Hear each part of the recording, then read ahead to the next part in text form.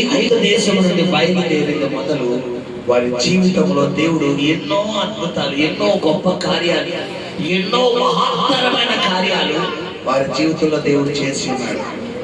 అయితే గమనించండి, ఒకానొక సమయం వచ్చేసరికి వారు దేవుడి మీద ఏం చేయడం మొదలు పెడుతున్నట్లేరా?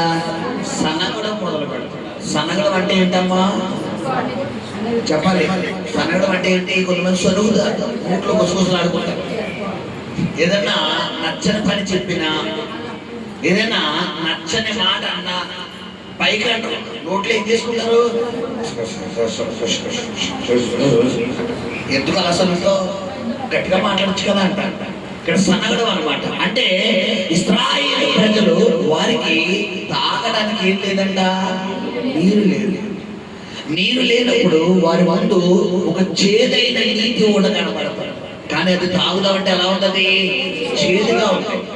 మరి చేదుగా ఉన్నప్పుడు వీళ్ళు వచ్చి మోషే దగ్గరికి చెప్పాలయ్యా, మాకు తాగడానికి నీళ్ళు లేవు, ఎదురుకుండా చేదైన నీరు కనబడుతుంది, కానీ మాకు తాగాలని ఉన్నా కానీ మేము తాగలేకపోతున్నాం అని చెబితే వేరేగా ఉంటారు. కానీ వీళ్ళు ఏం చేస్తున్నారు? సులుకుంటున్నారు. మరి నేటి దినాన కూడా మన జీవితంలో కొన్ని కార్యాలు జరగకపోయేసరికి, కొన్ని ఆశీర్వాదాలు ఆగేసరికి, కొన్ని స్వస్థతలు ఆగేసరికి, కొన్ని అద్భుతాలు ఆగేసరికి మనం కూడా ఏం చేస్తుంటాం పిల్లల? దేవుడి మీద ఏంటో అర్థం చేస్తున్నాం. దేవుడు ఏం అర్థం కావట్లేదు. చర్చికి వస్తున్నాను, ఫాస్టింగ్ ఉంటున్నాను, ఉపవాసాలు ఉంటున్నాను, అసలు ఈ రోగం తగ్గుతాడంటావా? అసలు నా భర్త మారుతాడంటావా? అసలు నా భార్య మారుతాదంటావా? అసలు నా కుటుంబం మారుతాదంటావా? అసలు నా పరిస్థితి మారుతాదంటావా అని ఎవరిని సులుగుతావు పిల్లరా? దేవుడు ఇక్కడ గమనించారా? దేవుడి మీద ఏం చేయకూడదు, మనం అనకూడదు. ఏదైనా డైరెక్ట్గా అడిగాడు. ఫేస్ టు ఫేస్ మాట్లాడే వాళ్ళకి వెయిట్ ఉండదా? సునిగే వాళ్ళకి వెయిట్ ఉండదా? ఫేస్ టు ఫేస్ మాట్లాడాలి. లోపల ఒకటి తీసుకుని బయట ఒకలా మాట్లాడకూడదు. చాలా మంది స్వభావం ఏంటంటే ఫేస్ టు ఫేస్ మాట్లాడారు, ఏం చేస్తారు? పక్కకెళ్ళి మాట్లాడతారు. పక్కకెళ్ళి మాట్లాడొచ్చా? మాట్లాడకూడదు. ఇక్కడ ఏం చెప్తున్నాడంటే, ఇశ్రాయేలు ప్రజలు ఐగుప్తు దేశం నుండి మీరు కానానుకి చేరే టైంలో ఎర్ర సముద్రం దాటిన తర్వాత వారికి మధ్యలో ఒక పాయ కనబడింది, ఒక నది పాయ కనబడింది. ఆ నీరు ఎలా ఉందంటే చిరుచిగా ఉంది. దాదాపు మనం చూసుకుంటే ఈరోజు మీకు 3 రిఫరెన్స్లు చూపిస్తాను. 3 చోట్ల కూడా మీరు నీరు వల్లే స్మరించారు. తర్వాత ఆహారం లేక ఒక చోట, మాంసం లేక ఒక చోట వేరేగా శోధిస్తే పిల్లరా, వేరేగా సనుగితే నీరు వల్లే 3 సార్లు సనుగుతున్నారు. ఒకటి, చేదైన నీటిని మాకు అనుగ్రహించావా అని. మరి పిల్లలు గమనించండి, నీటి దినాన్ని మన ప్రార్థనా జీవితం ఎలా ఉందో ఒకసారి నువ్వు ప్రశ్నించుకో. నీ ముందు చేదైన జీవితమే ఉంది, చేదైన అనుభవమే ఉంది, చేదైనదే ఉంది. కానీ మారాను సైతం మధురముగా మార్చేది ఉన్న విషయం మర్చిపోకూడదు. హల్లెలూయా, హల్లెలూయా. ఆయనకు అసాధ్యమైనది ఏది లేదమ్మా. ఆయన ఏదైనా చేయగలడు, ఆయన ఎలాగైనా చేయగలడు, ఆయన ఎప్పుడైనా చేయగలడు, ఆయన ఎక్కడైనా చేయగలడు. హల్లెలూయా. ఏమైనా చేయగలడు, ఎక్కడైనా చేయగలడు, ఏమైనా చేయగలడు, ఎక్కడైనా చేయగలడు, ఎప్పుడైనా చేయగలడు, నాకు ఎప్పుడైనా చేయగలడు. హల్లెలూయా. మనుషుల స్వభావం ఏంటో తెలుసుకుంటారా? ఈ రోజు చేస్తానంటారు, రేపు పొద్దున ఏమన్నారు? అయ్యో చేద్దాం అనుకున్నానమ్మా, ఏంటో ఈ సమయం ఇలా జరిగిపోయింది, సరే ఏమనుకోకలేదు, ఎప్పుడైనా చేస్తాను అంటారు. ఇది ఎవరి తత్వం? కానీ దేవుడి తత్వం ఎప్పుడైనా చేయగలడు. అర్ధరాత్రి చేయగలడు, మధ్యరాత్రి చేయగలడు, సగం రాత్రిలో చేయగలడు, పిల్లరా తెల్లవారుజామున చేయగలడు, ఉదయం చేయగలడు, మధ్యాహ్నం చేయగలడు. మనుషులు టైం చెప్తారు, డేట్ చెప్తారు. ఈరోజు అమావాస్య వచ్చినాకో ఎప్పుడు గట్టిగా అయిపోద్ది, ఈరోజు ఆదివారం వల్ల ఎప్పుడు గట్టిగా అయిపోద్ది, ఈరోజు మంగళవారం ఎప్పుడు గట్టిగా అయిపోద్ది, ఈరోజు శుక్రవారం ఎప్పుడు గట్టిగా అయిపోద్ది, ఈరోజు పండగ ఎప్పుడు గట్టిగా అయిపోద్ది. ఇది మనుషులు. కానీ దేవుడు ఏమైనా చెయ్యగలడు, ఎప్పుడైనా చెయ్యగలడు. హల్లెలూయా. నమ్మాలి. మారా వరవడు కనబడుతుంది, మారా వంటి జీవితం, చేదైన జీవితం కనబడుతుంది. కానీ మనకు మధురం కావాలి. ఎలా అడగాలి? ఒక క్రమంలో అడగాలి. ప్రభువా, ఈ మారాను మధురముగా మార్చగలవయ్యా, ఈ చేదైన అనుభవాన్ని నువ్వు మధురముగా మార్చగలవయ్యా అని అడిగితే ఒకలా ఉండేది. కానీ వాళ్ళు అలా అడగడం లేదు. మొత్తానికి మన దేవుడు మనం ఎలా అడిగినా ఆయన మనకు సమాధానం ఇచ్చే దేవుడు. హల్లెలూయా. మోషేతో మాట్లాడుతుంటే మోషేకి దేవుడు చెప్తున్నాడు, మోషే ఆ ఎదురుకుండా ఒక చెట్టు కొమ్మ ఉంది, ఆ కొమ్మను తీసి నదికి ఏం చేయమన్నాడు? ఆ నీళ్ళలో వెయ్యండి. వెయ్యగానే నీరు ఎలా అయిపోయిందంట? మధురముగా మారిపోయింది. హల్లెలూయా, హల్లెలూయా. ఇది వారి జీవితంలో జరిగినటువంటి మొదటి సంఘటన. హల్లెలూయా. మొదటిగా నీరు, చేదైన నీరు వారి జీవితంలో కనబడగా వారు సునిగారు. ఇప్పుడు మీకు ఒక ప్రశ్న వేస్తున్నట్లేదా? చేదైన నీరును మధురముగా మార్చిన దేవుడు ఇప్పుడు నీరు కూడా లేని టైంలో నీరు రప్పించగలడా లేదా? చెప్పాలి. రప్పించగలడా లేదా? రప్పించగలడు. కానీ ఏం చేస్తున్నారు? మళ్ళా 17వ అధ్యాయం వచ్చేసరికి మళ్ళా ఇంకోసం ఉంటున్నారు. చూడండి, నిర్మాకాండం 15వ అధ్యాయం వచ్చేసరికి చదువురా. తరువాత ఇశ్రాయేలీయుల సర్వ సమాజము యెహోవా మాట చొప్పున తమ ప్రయాణములలో సీను అరణ్యం నుండి ప్రయాణమైపోయి రెఫీదీములో దిగిరి. ప్రజలు తమకు త్రాగు నీళ్లు లేనందున మోషేతో వాదించుచు త్రాగుటకు నాకు నీళ్ళిమ్మని అడుగగా, మోషే, మీరు నాతో వాదింపనేలా, యెహోవాని శోధింపనేలా అని వారితో చెప్పెను. అక్కడ ప్రజలు నీళ్లు లేక తప్పికొని మోషే మీద సనుగుచు. మోషే మీద ఏం చేస్తున్నారంట? చదువుచు. ఇది ఎందుకు? మమ్మును మా పిల్లలను మా పశువులను దప్పి చేత చంపుటకు ఐగుప్తులో నుండి ఇక్కడికి తీసుకొని వచ్చిరా అనేది. అప్పుడు మోషే యెహోవాకు మొరపెట్టుచు. చూడండి ఏం చేస్తున్నారంటే, ఐగుప్తు నుండి మమ్మల్ని చంపడానికి తీసుకొచ్చాయండి. దేవుడు ఆశీర్వాదాలు ఇవ్వడానికి తీసుకెళ్తున్నాడా, చంపడానికి తీసుకెళ్తున్నాడా? మన నోట్లోంచి ఏ మాటలు రావాలి? చెప్పాలి. మనమేం మాట్లాడతాం? చచ్చిపోతాను, నాకు బతకాలం లేదు, నేను చనిపోతాను, నా పని అయిపోయింది, నేను చనిపోతాను. పిల్లలు గమనించండి, కొన్ని సందర్భాల్లో నీకు ఆశీర్వాదం ఆపుతున్నాడు, దీవెన ఆపుతున్నాడు, సమృద్ధి ఆపుతున్నాడు, ఆరోగ్యం ఆపుతున్నాడు, నెమ్మది ఆపుతున్నాడు అంటే దానికన్నా ది బెస్ట్ దేవుడు ఏదో దాచిపెట్టాడు, దానికన్నా ది బెటర్ ఏదో దాచిపెట్టాడు. దానికన్నా గొప్పది నువ్వు ఏదైతే ఆశిస్తున్నావో, ఏదైతే కోరుకున్నావో, ఏదైతే కావాలనుకున్నావో దానికంటే 10 రెట్లు గొప్ప ఆశీర్వాదం ముందుంది. కారణం ముందుందా? ఎర్ర సముద్రం ముందుందా? చెప్పాలి. కానాను ముందుందా? యోర్దాను ముందుందా? చెప్పాలమ్మా.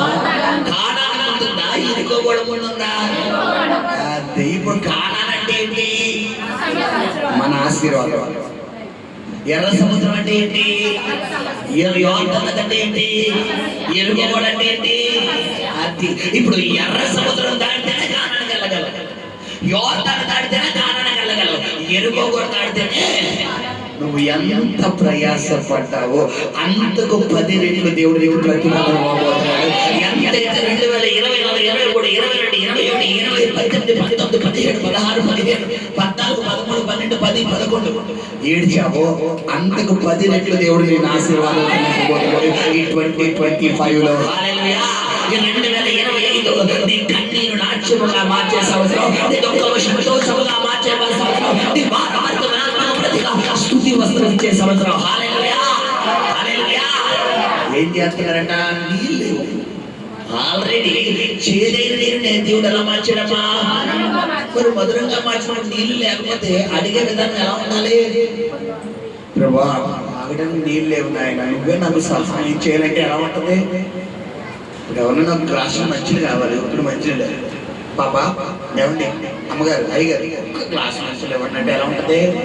మనం ఫీజు రీడింగ్ని బట్టి మనం అడిగే విధానాన్ని బట్టి వాళ్ళ ఇంట్లో ఒక గ్లాసు నీళ్ళు ఉన్నా కూడా సగం నీళ్ళు ఆలు తీసుకుని ఇంట్లో ట్యాంక్ నీళ్ళు ఉన్నాయి పక్కెళ్ళట. అడిగే విధానం, దేవుని అడిగే విధానం పర్ఫెక్ట్గా ఉండాలి. బైబిల్ చెప్తుంది ఏంటంటే అడుగుడి ఇవ్వబడును, తట్టుడి తీయబడును, వెడగుడి దొరుకును, అడుగు ప్రతి వాడికి నిశ్చయంగా ఇస్తారంట. షూర్డ్. ఇక ఏమంటారు, ఇక ఆలోచించే విధానం నిశ్చయంగా కన్ఫామ్ గా డెఫినెట్లీ ఇస్తాడు. మరి నీకు రావట్లేదంటే అర్థం ఏంటి? రెండు కారణాలు. ఒకటి, అడిగే విధానం ఎలా ఉంది, సరిగ్గా లేదు. రెండోది, ఇప్పుడు నువ్వు అడుగుతున్న దేవుడి చిత్తం కాదనుకుంటా. నువ్వు అడుగుతున్న దేవుడి చిత్తం కాదు, దానికన్నా శ్రేష్టమైనది ఏదో దేవుడు పెట్టాడు. హల్లెలూయా. ఇలా అర్థం చేసుకోవాలి తప్ప ఇశ్రాయేలు ఏమంటారు, మాకు ఐగుప్తులో dash dash dash dash dash. వాను కొంతమంది నోట్లో మిఠాయి పెట్టేది. ఏ మిఠాయి? కరాచీ మిఠాయి అనమాట. విడరా, ఇంత లడ్డు, పెద్ద లడ్డు, ప్రత్యేకమైన లడ్డు తయారు చేయాలి. ఇక నోరు చూడండి, అందుకనే ఈ నోరు తెలిసిన దానికి సైజు తగ్గ లడ్డు ఉందనుకోండి, కింద కనగల నోరు. ఇంకా కొంతమంది నోరు మాట్లాడితే ఇట్టే వచ్చేది. ఏంటి? చుట్టపు చూపు. ఏంటా చుట్టపు చూపు? నేను టికెట్ తీసుకుంటాను, నాకు బతకలేదు. నువ్వు చచ్చిపోవడానికి ఎప్పుడు దాకా బతికించింది ఏమా? చెప్పాను కదా మీకు, అసలు మనిషి బుద్ధికి ఎలా ఉండదు. భర్తలో X క్రోమోజోములు, భార్యలను Y క్రోమోజోముల సంపర్కం వల్ల తల్లి గర్భంలోకి కొన్ని లక్షల కణాలు బయలుదేరుతాయి. కొన్ని లక్షల కణాలు బయలుదేరితే, ఉదాహరణకు 1 లక్ష బయలుదేరుతాయి అనుకుంటే, 99,999 కణాలు తల్లి గర్భసంచిలోకి వెళ్ళవలసిన కణాలు చెడిపోయి యూరిన్ ద్వారా ఎలా వచ్చేస్తాయి? బయటకు వచ్చేది. ఆ ఒక కణం ఎవరి గర్భసంచిలోకి వెళ్తుంది? తల్లి గర్భసంచిలోకి వెళ్ళి కణము కాస్త అండముగా, అండము కాస్త పిండముగా తయారయ్యి పిల్లరా 9 నుండి 270 నుండి 280 రోజులు పిల్లరా 3 నెలలు అంటే 3వ నెల, 6వ నెల, 9వ నెల కణము కాస్త అండముగా తయారయ్యి అండము కాస్త పిండముగా తయారవడానికి 3 నెలలు, పిండము కాస్త శిశువుగా తయారవడానికి 6 నెలలు, శిశువు కాస్త సంపూర్ణమైన శిశువుగా, కుమారుడుగా లేదా కుమార్తెగా తయారవడానికి 9 నెలలు. ఇప్పుడు 9వ నెలలో కూడా చాలా మందికి చాలా ప్రమాదాలు వస్తాయి. కొంతమంది గుమ్మని తాగేస్తారు. కొంతమందికి డెలివరీ చేసినప్పుడు డాక్టర్లు సరిగ్గా చేసుకోకపోవడం వల్ల బిడ్డ అక్కడ నలిగిపోతాడు, పాపం గర్భంలో నలిగిపోతాడు కొంతమంది. ఇప్పుడు ఇన్ని రోజులు తల్లి గర్భం నుంచి క్షేమంగా బయటకు రప్పించి, నీకు క్షేమాన్ని ఇచ్చి, నీకు ఆరోగ్యం ఇచ్చి, నీకు దగ్గు వచ్చినా, రొంపు వచ్చినా, జ్వరం వచ్చినా, తుమ్ము వచ్చినా, ఇంకోటి వచ్చినా నీకు స్వస్థతనిచ్చి ఈ రోజు వరకు నీకు క్షేమాన్ని ఇచ్చినందుకు గాను నువ్వు దేవుణ్ణి అడుగుతుంది ఏంటి? చెప్పలే, పరిశుద్ధాత్మను మాట్లాడుతున్నాడు. అడుగుతుంది ఏంటి? ప్రభువా ఇంతవరకు నన్ను కాపాడడానికి వందనాలయ్యా అని చెప్పడం మానేసి, నాకు బతకాలని తీసుకెళ్ళిపో, నేను చచ్చిపోతాను. ఏమా, నిన్ను చంపేసే బలం అయితే ఆ 99,999 కణాలు ఒక కణంగా యాడ్ చేయొచ్చు కదా, అవునా కదా? చెప్పాలి, యాడ్ చేయటం లేదా? ఇప్పుడు ఎంతమంది ప్రత్యేకం చెప్పాలమ్మా? ఎంతమందిలో ప్రత్యేకం? 1,00,000 మందిలో ఒకరు. ఇప్పుడు చెప్పండి, ప్రత్యేకమైన వరము యేసయ్యకు, ప్రత్యేకమైన వరము, ప్రత్యేకమైన వరము యేసయ్యకు, ప్రత్యేకమైన వరము, ప్రత్యేకమైన వరము యేసయ్యకు, ప్రత్యేకమైన వరము. హల్లెలూయా. ప్రత్యేకమైన వరము ఆ ఆలోచనలో ఉన్నప్పుడు నువ్వు బతకాలి. అలా కాకుండా అయ్యే నీకు వచ్చింది నా జీవితం, బతికినా ఒకటే, సచ్చినా ఒకటే. ఈ జీవితం సచ్చితేనే బాగుంది. కొంతమంది మంచిగా బలిగడతారు. నువ్వు అనుకున్నంత మాత్రాన అది రాదు. అది వచ్చినప్పుడే మనం వెళ్ళాలి. ఈ బలంగా దేవుడు పిలిచి చేయడంలో అభిషేక్ వచ్చే ఓకే డాడీ వచ్చేస్తాను అంతే వెళ్ళిపోవాలి. ఇప్పుడు నా బలంగా నేను వచ్చేస్తా అంటే ఇక్కడే ఉండాలి. ఆయన ఉన్నంత వరకు ఏం చేయాలి? ఉండాలి. ఇప్పుడు పక్కన ఉంటాడు ఎవడీడు, వీడు ఏం చెప్తాడు, ఈ పని అట్టుకొని ఊళ్ళో ఏం పలిగిస్తాడు? చచ్చిపో dash dash dash dash dash dash జీవమానాలు నన్ను ఊళ్ళో ఉంటే కూడా పలకూడదు, అందుకే అంటలేదు డాష్ డాష్ డాష్ అంటే. ఇప్పుడు గమనించండి పిల్లరా, నీ నోటిలో నువ్వు ఎప్పుడు పలకూడదు. ఆశీర్వాదం, నా దేవుడు నన్ను విడిపిస్తాడు, నా దేవుడు నన్ను హెచ్చిస్తాడు, నా దేవుడు నా బంధకాలు తొలగిస్తాడు, నా దేవుడు నన్ను స్వస్థపరుస్తాడు, నా దేవుడు నన్ను దీర్ఘాయుష్స్తాడు, నా దేవుడు నన్ను తలపైకి ఎత్తాడు, ఎక్కడ ఉన్నామో అక్కడ నన్ను ఘనపరుస్తాడు. నీ పక్షంగా దేవుడు కార్యం చేస్తాడు. హల్లెలూయా. ఇశ్రాయేలు ప్రజలు ఏం చేస్తున్నారంటే సొలుగుతున్నారు. ఏం లేదని ఇప్పుడు ఇదే ఫస్ట్ అనుకోవచ్చు. ఆల్రెడీ ఆ కథల్లో ఏమైంది? వాళ్ళకి నీరు లేకపోవడం వల్ల చేతులు నీరు ఏం చేశాడు దేవుడు? మొదలంగా చేశాడు. ఇప్పుడు వాళ్ళు సొలుగుతుంటే మోషే వచ్చి ఎవరికి మొరపెడుతున్నాడు? దేవుడు. దేవుడు మొదటి దేవుడు ఏ సమాధానం చెప్తున్నాడు? చదువు నా మాట. యెహోవాను శోధింపనేలా అని వారితో చెప్పెను. అక్కడ ప్రజలు నీళ్లు లేక తప్పుకొని మోషే మీద సలుగుచు, ఇదెందుకు? మమ్మను, మా పిల్లలను, మా పశువులను దప్పిచేత చంపుటకు ఐగుప్తులో నుండి ఇక్కడికి తీసుకుని వచ్చిందిరా అని. అప్పుడు మోషే యెహోవాకు మొర్రపెట్టుచు, ఈ ప్రజలను నేనేమి చేయుదును? కొంతసేపటికి నన్ను రాళ్లతో కొట్టి చంపుదురా నేను. అందుకు యెహోవా, నీవు ఇశ్రాయేలు పెద్దలలో కొందరిని తీసుకొని ప్రజలకు ముందుగా పొమ్ము. నీవు నదిని కొట్టిన నీ కర్రను చేత పట్టుకొని పొమ్ము. ఇదిగో అక్కడ హోరేబులోని బండ మీద నేను నీకు ఎదురుగా నిలిచెను. నీవు ఆ బండను కొట్టగా ప్రజలు త్రాగుటకు దానిలో నుండి నీళ్లు బయలుదేరనని మోషేతో సెలవీయగా, మోషే ఇశ్రాయేలీయుల పెద్దలను కన్నుల ఎదుట అట్లు చేసెను. అప్పుడు ఇశ్రాయేలీయులు చేసిన వాదమును బట్టి యెహోవా మన మధ్య ఉన్నాడో లేడో అని వారు యెహోవాను శోధించుటకు బట్టి అతడు ఆ చోటికి మస్సా అనియు మెరీబా అనియు పేర్లు పెట్టెను. తరువాత అమాలేకీయులు వచ్చి రెఫదీములో ఇశ్రాయేలీయులతో యుద్ధము చేయగా, హల్లెలూయా. ఏం చేస్తారు? బండ పట్టక ఏమొచ్చింది? నీరు వచ్చింది. కాబట్టి బండ వచ్చి నీళ్ళు వస్తాయా? ఉన్న నీరు కూడా ఏం చేస్తుంది? బండ లాగేసుకుంటారు.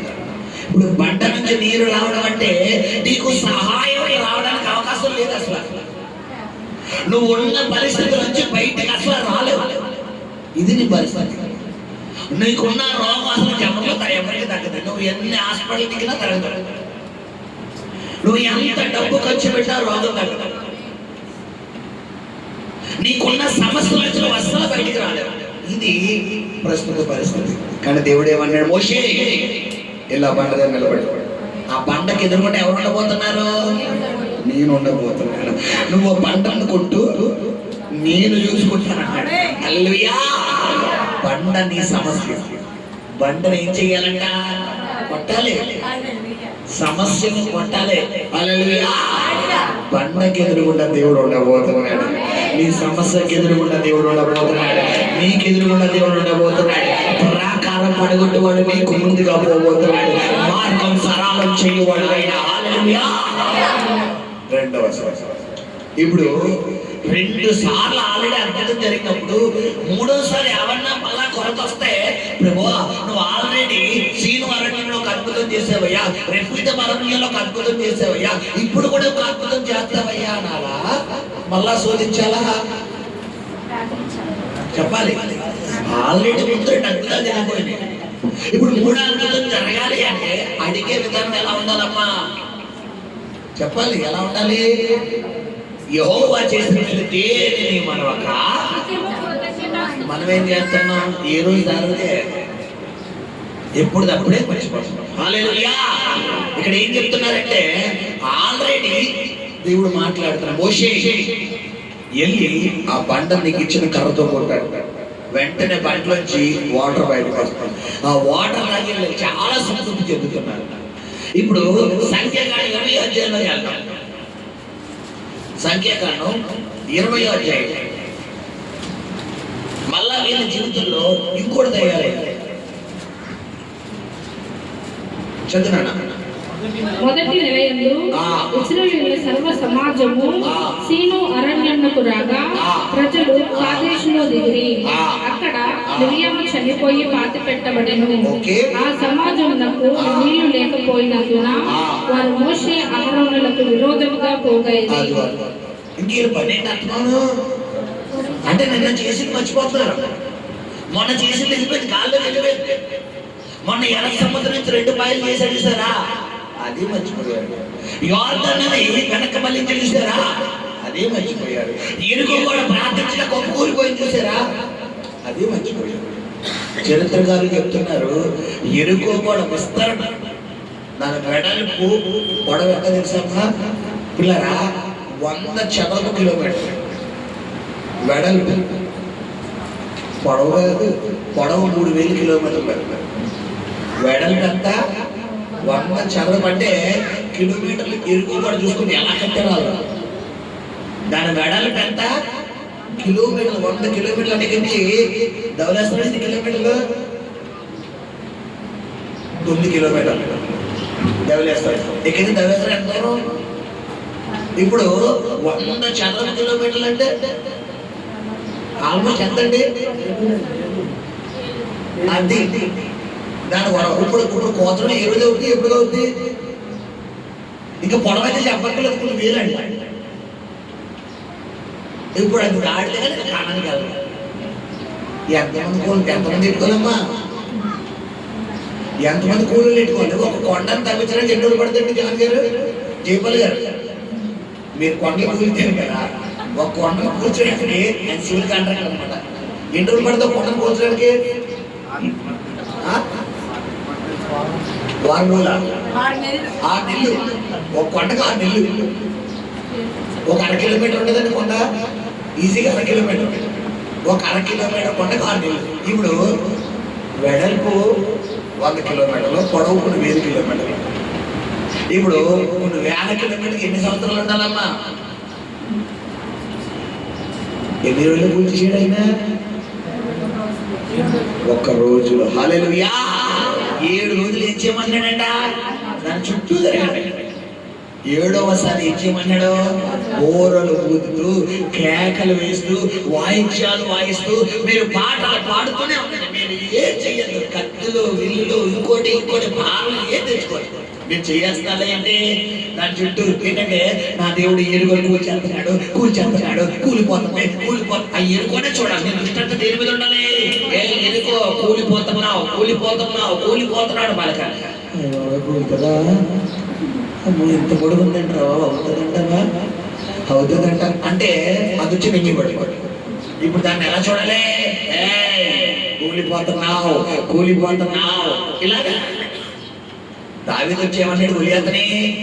ఈ దినమున యెహోవా నిన్ను నాకు అప్పగించబోతున్నాడు, నీ తలను తెగ నరికి ఇశ్రాయేలు పక్షంగా యెహోవా ఉన్నాడని నేను రుజువుపరచబోతున్నాను అన్నాడు. హల్లెలూయా. తలను తెగ నరికిన తర్వాత డైలాగ్ వేస్తాడు. డైలాగ్ వేసి తలను తెగ నరుకుతున్నాడా? అంతే. ముందు మనం ఏమేది చేయాలి? మన డైలాగ్ రాదుగా. మన బాలకృష్ణ గారు ఇంటికి వస్తాను చెప్పడానికి మనం బాలకృష్ణ వాక్కలంతా మనం ఏసీ కృష్ణ అయితే చాలు. మనం ఏసీ బిడ్డలు అయ్యామనుకోండి, ఈ దినమున యెహోవా నిన్ను నాకు అప్పగించబోతున్నాడు చాలు. ఆడి పొరపాడే నేను కుక్కడా అంటున్నాడు. ఎవడు కుక్కే? ఆ సాతనాడు ఎవడాడు?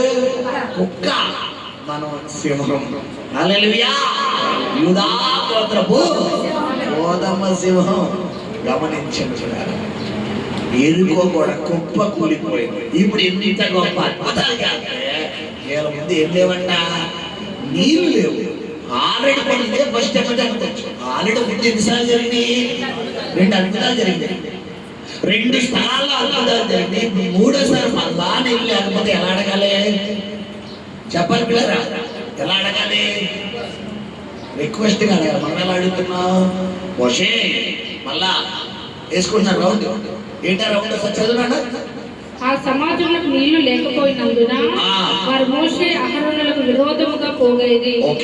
జనులు మోషేతో వాదించుచు, అయ్యో మా సహోదరులు యెహోవా ఎదుట చనిపోయినప్పుడు మేమును చనిపోయిన ఎడల ఎంతో మేలు. వీళ్ళ నోట్లో అనకూడదు కానీ 10 కేజీలు లడ్డూ పెట్టారు. ఎంత చెప్పినా చావన్నమాట రానవరా బాబు అంటే అడిదిరి ఇడిదిరి అనుకుంటారు. ఎందుకు వస్తుంది ఆ మాట? సాతాను వెపన్ అంటే తెలుసు కదా, టచ్ చేయడాడు. ఇప్పుడు వెపన్ అంటే తెలుసు, సాతాను మిమ్మల్ని ఏం చేయలేడు, టచ్ చేయలేడు. అడిగి రైట్స్ ఇవ్వలేదు దేవుడు. ఏం చేయడానికి రైట్స్ ఇచ్చాడు? పక్కన శివులో చెప్పడానికి రైట్స్ ఇచ్చాడు. ఏంటా శివులో చెప్పాలి. మెస్సీ ఏది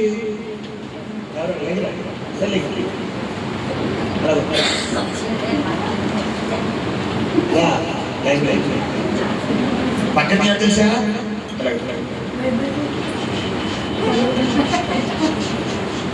అంటాడు అది పనేంటి?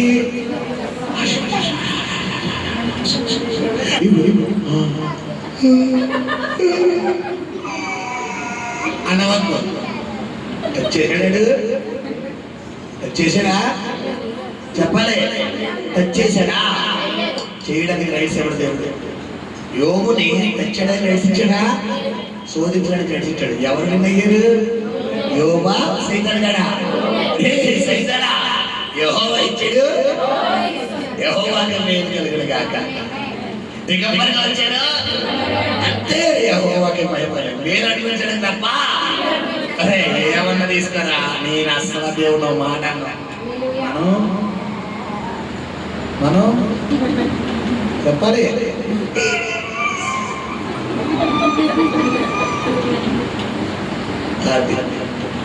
విషయం ఏంటంటే శోధిస్తాడు. కూర్చోడు. ఏం చేస్తాడు? సాతాను శోధిస్తాడు. శోధన సహించువాడు ఆడు పక్కన చెవులో నెగిటివ్ మాట చెప్తాడు. కోపం మీద ఒక్కడు కొట్టావనుకో ఎలా ఉంటుంది? చెప్పించుకుని వెళ్ళిపోతాడు. కోపం మీద కొట్టమంటే ఏంటి? అన్నాడు. ఇప్పుడు ఆడు మాట ఇలా ఉన్న వ్యక్తి ఏమైపోతాడు? నెగిటివ్ ఆలోచన రానివ్వకూడదు. వీళ్ళు మాట్లాడితే ఏమంటే మంచి లేకపోతే చచ్చిపోతావా చెప్పాలి. ఒక రోజు మంచి లేదు చచ్చిపోతారా? వైద్య శాస్త్రం ప్రకారం ఒక మనిషి నీళ్ళు లేకపోతే ఎన్ని రోజులు బతకడు తెలిసి పిల్లరా? 6 రోజులు బతకడు. ఒక్క చుక్క నీరు కాకుండా వైద్య శాస్త్రం ప్రకారం కంటిన్యూగా 6 రోజులు బతకడు. వీళ్ళకి ఎన్ని రోజులు లేవు? ఒక పూట లేదు. వీళ్ళ నోట్లో తెచ్చే మాట ఏంటి? ఏమంటారు? అరణ్యంలో మా ఊరు చచ్చిపోయారు చూడు, వారితో పాటే మేము చచ్చిపోతే ఎంత మేలు. ఇప్పుడు దాకా ఇంటికి తీసుకొచ్చేవాడు. అక్కడేమన్నారు? మాకు 5 సమాధులు లేవనా అన్నారు. చెప్పాలి. చావు పరిష్కారం కాదు సోదరి సోదరుడు. చనిపోవాలని ఇప్పుడు దాకా బతికించడం. నిన్ను బట్టి 10 మందికి ఆశీర్వాదకరంగా దేవుడు చేసే దేవుడు. హల్లెలూయా. ఎక్కడైతే సాతానుని శోధించాడో, ఎక్కడైతే నీకు రావాల్సిన ఆశీర్వాదం ఆపాడో, ఎక్కడైతే నీకు రావాల్సిన జీవన ఆపాడో, ఎక్కడైతే నీకు రావాల్సిన సమృద్ధి ఆపాడో, ఎక్కడైతే నీ జీవితాన్ని చేతుగా చేశాడో అక్కడే మధురాన్ని చేయగలడు. ఏమంటే మారాగా ఉన్న నీటిని మధురంగా చేశాడా? పక్కన ఇంకో గోతి తీసి అందరూ నీళ్ళు రప్పించే మధురమైన నీళ్ళు రప్పించాడా కదా? అవునా కదా? ఇప్పుడు చేదైన నీ జీవితాన్ని మళ్ళీ ఏం చేయగలడు? అంతే.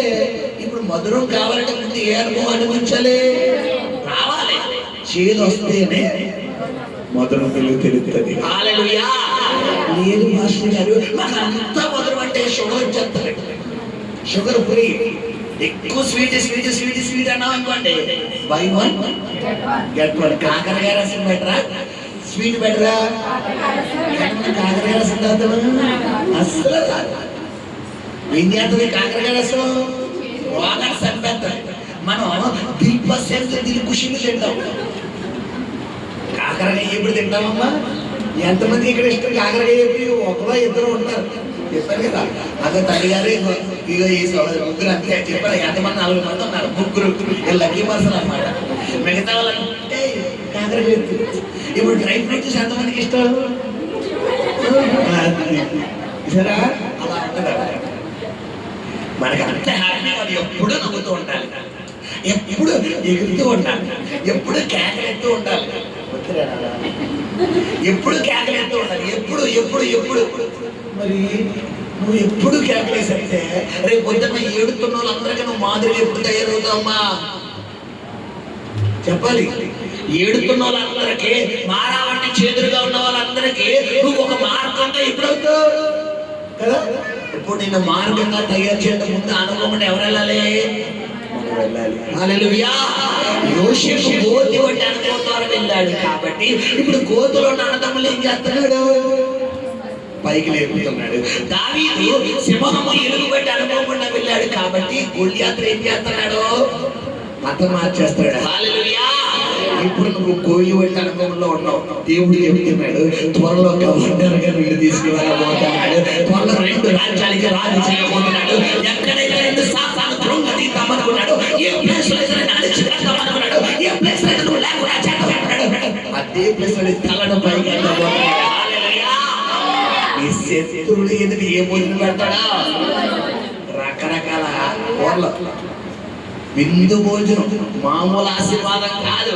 నువ్వు వద్దయ్యా బాబు అంటే అయ్యో పర్లేదు, అయ్యో పర్లేదు, అయ్యో పర్లేదు, అయ్యో వాళ్ళు చెప్పారు కదా అమలాపురం ఎలా ఉంటామన్నా. అమలాపురం పోవడానికి వెళ్ళినప్పుడు వాళ్ళ అమ్మానికమ్మ కానీ కడుపు సెక్ట్ అయిపోయింది. Mixed vegetable, mixed prawns, mixed biryani తిన్నాను కానీ వెజిటేబుల్ బిర్యానీ, మిక్స్డ్ ఎన్ని బిర్యానీ తినలేదు. చేపలు, పీతలు, రొయ్యలు, మటన్, చికెన్, గుడ్లు సీరవ మొత్తం అన్ని కలిపి అమలాపురంలో మిక్స్డ్ బిర్యానీ అంట. ఫోన్లో తింటున్నాం కదా అని కూడా పక్కన ఏమో చేపలు పులుసు, చేపలు ఎగురు, పీతలు ఎగురు, ఓ పక్కనేమో పచ్చిరలు ఎగురు. అయ్యగారు ఇంకా ఉంటారు.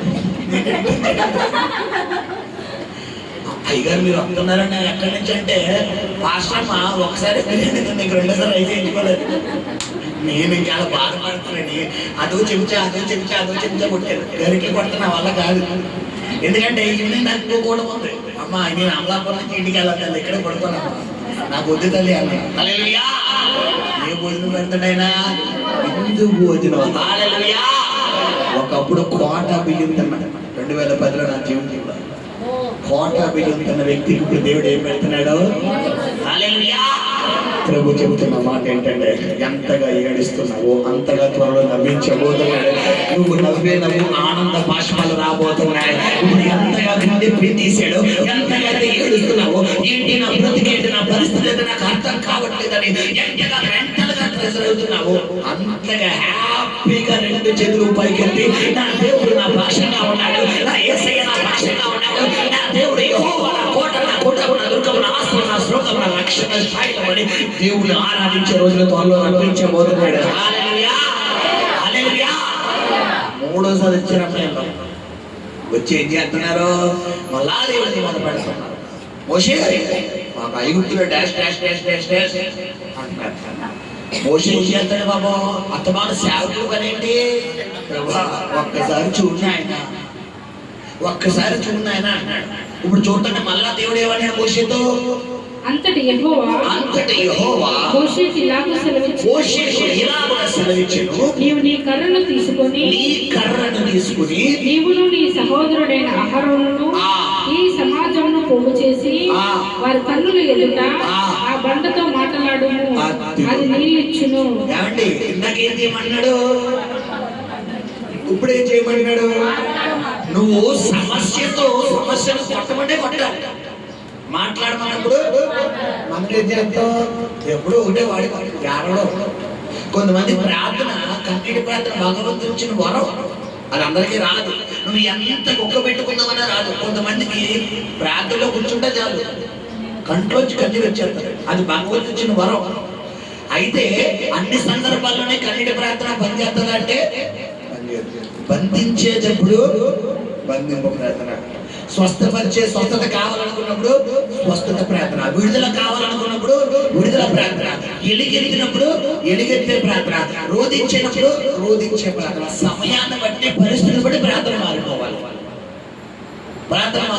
ఇప్పుడు అర్జెంట్గా హైదరాబాద్ వెళ్ళాలి, 1-2 గంటలు వెళ్ళిపోవాలి. ట్రైన్ ఎక్కుతానా, ఫ్లైట్ ఎక్కుతానా చెప్పాలి. లేదమ్మా నేను బండి మీద వెళ్ళిపోతాను, నాకు బండి ఉంది కదా అని పడితే జాగ్రత్తగా బండికి వెళ్ళిపోతాను. ఈ లోపల రావాల్సిన కార్యక్రమాలు అయిపోయి సమయాన్ని బట్టి మనము ఎలా అయితే మనం షురువు చేసుకుంటామో అలాగే కొన్ని సందర్భాల్లో ఈ సమస్యతో దేవుడు మాట్లాడమంటే నువ్వు ఏం చేయాలి? మాట్లాడాలి. యెహెజ్కేలు 37:1-14 ఏం జరుగుతుంది? యెహెజ్కేలుకి ఎండిపోయిన ఎముకలు కనబడుతున్నాయి. యెహోవా స్వరము ప్రత్యక్షమై నన్ను ఎముకలతో నిండిన ఎండిపోయిన ఎముకలలో నన్ను అటు ఇటు నడిపిస్తున్నావు కదా. యెహోవా స్వరము ప్రత్యక్షమై ఏమంటుంది? యెహెజ్కేలు నరపుత్రుడా, ఈ ఎండిపోయిన ఎముకలు బ్రతుకగలవా అని అడుగుతున్నాడు. ఆ మాటకి యెహెజ్కేలుకి సమాధానం ఎలా ఉంది చెప్పాలి? ఒకవేళ యెహెజ్కేలు ప్లేస్‌లో నువ్వే ఉన్నావు అనుకో, మా వయసు చెప్పరా ఏమంటావు? నీకు ఒక ఎండిపోయిన స్కెల్టన్ చూపిస్తాడు దేవుడు. వయసు ఈ ఎండిపోయిన ఎముకలు బతకగలవా అని అడిగితే నీ సమాధానం ఏంటి? నాకు వాక్యం వద్దు, నీ ముందు ఎండిపోయిన ఎముకలు ఉన్నాయి, కొంచెం చచ్చిపోయిన శవం ఉంది, ఎముకలు వదిలే, అంత మ్యాటర్ వదిలే, చచ్చిపోయిన శవం ఉంది. వయసు ఈ శవం బతకగలదని దేవుడు అడుగుతాడు.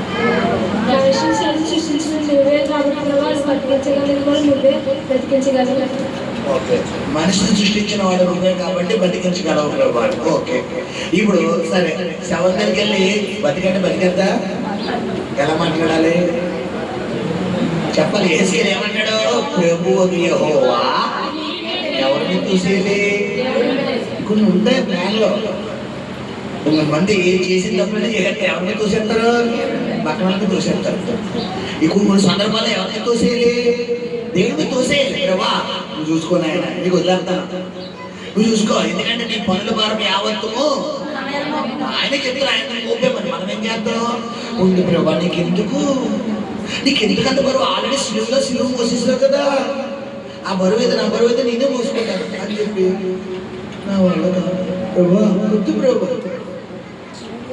ఎవరు కూడా అర్థం చేయాలి చెప్పాలి? పేక లోతుల్లో మునిగిపోతాం. వద్దు ప్రభా నేను చేసుకుంటా. నీ పనుల భారం యావత్తును మోపేమని చెప్తున్నాడు కదమ్మా. ఇంకా నువ్వు మోస్తానంటే సినిమా అయిపోయినట్టు గమనించి. మోపడం అంటే ఏంటి? ప్రార్థన చేయాలి, వాక్యం చదవడం, ఆయన దగ్గర కన్నీరు కార్చడం. ప్రభువా ఈ శోధ నుండి విడిపించగలిగిన నాదుడువు నువ్వు తప్ప మరొకరు లేదయ్యా, నీ దగ్గర నుంచే సహాయం రావాలి, నువ్వే నన్ను విడిపించాలి, నువ్వే నన్ను రక్షించాలి, నువ్వే నన్ను స్వస్థపరచాలి, నువ్వే నా పక్షంగా కార్యం చేయాలి. ఎక్కడ అడగాలి? ప్రభు పాదాల దగ్గర అడగాలి. మనం ఏం చేస్తాం?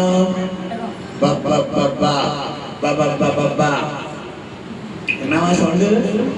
ఎక్కడ చెప్పాలి? అబ్బాయి ఏది తెలియదు అన్నట్టు చెప్పాలి. ధర్మం చేయండి, ధర్మం చేయండి, ధర్మం చేయండి. మనుషులు దగ్గర అడుగుతారు. ఎవరి దగ్గర అడగాలి? నేను చెప్తున్నాను పిల్లరా, నువ్వు నాకు మొరపెట్టుము, నువ్వు దేవుడి దగ్గర మొరపెట్టెళ్ళు. ప్రభువా పలానా వ్యక్తిని నేను అడగాలనుకుంటున్నాను, పలానా వ్యక్తి నాకు ప్రేరపత్రం ప్రభు దగ్గర కనిపెట్టి ప్రార్థన చేసి వెళ్ళు.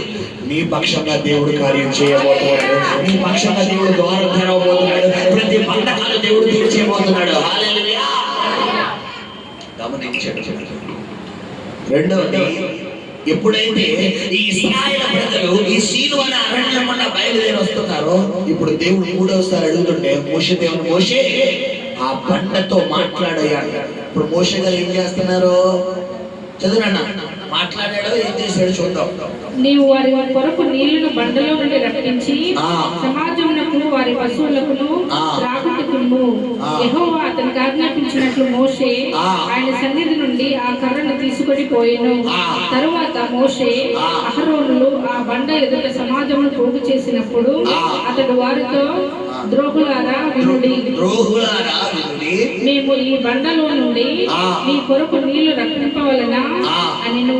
అప్పుడు మోషే తన చెయ్యి ఎత్తి 2 మార్లు తన కర్రతో ఆ బండను కొట్టగా నీళ్లు సమృద్ధిగా ప్రవహించెను.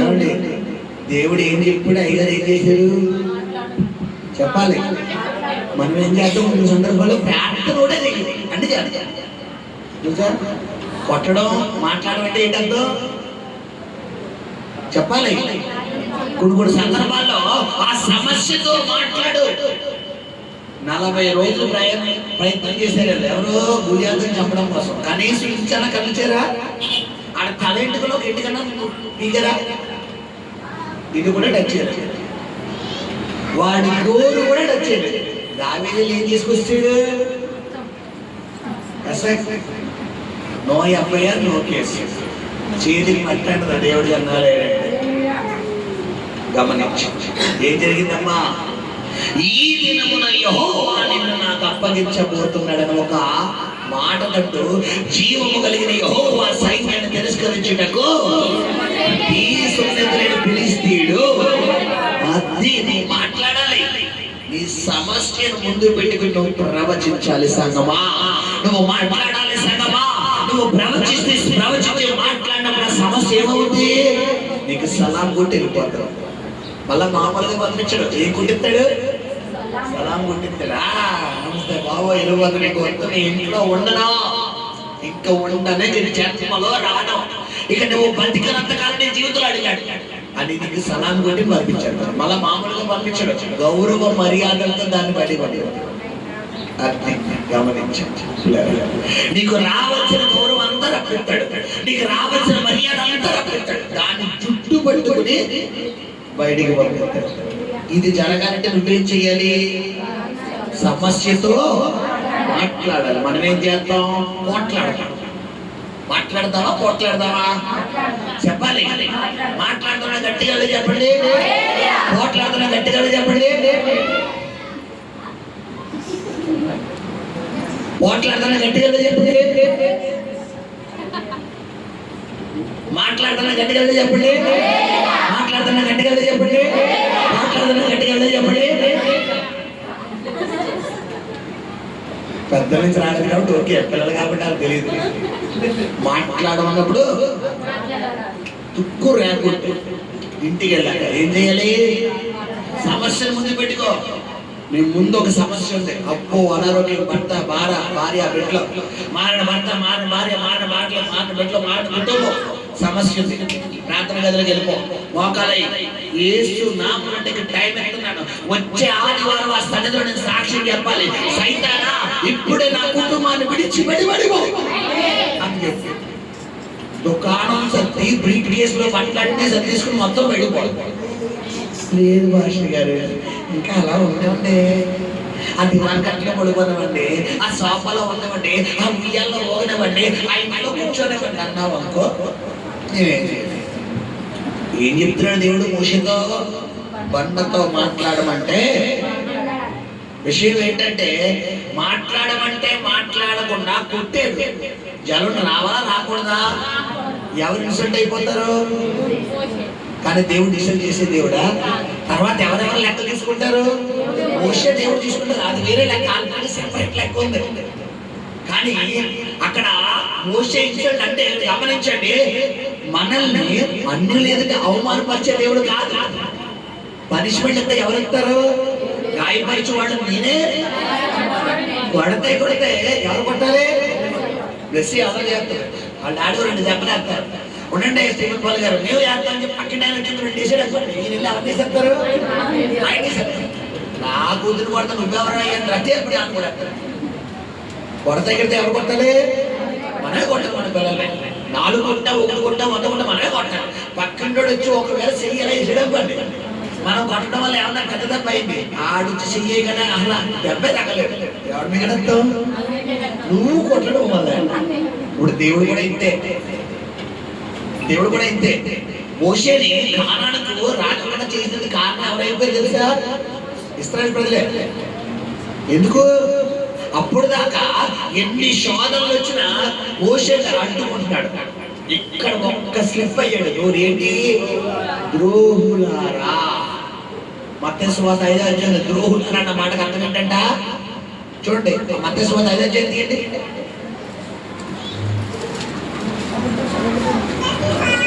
నీ సహోదరుడు నువ్వు ఏమనకూడదంట? మత్తయి సువార్త 5వ అధ్యాయము 8వ వచనం. రైట్, చదువునా? 5:21. నరహత్య చేయవద్దు, ఆ.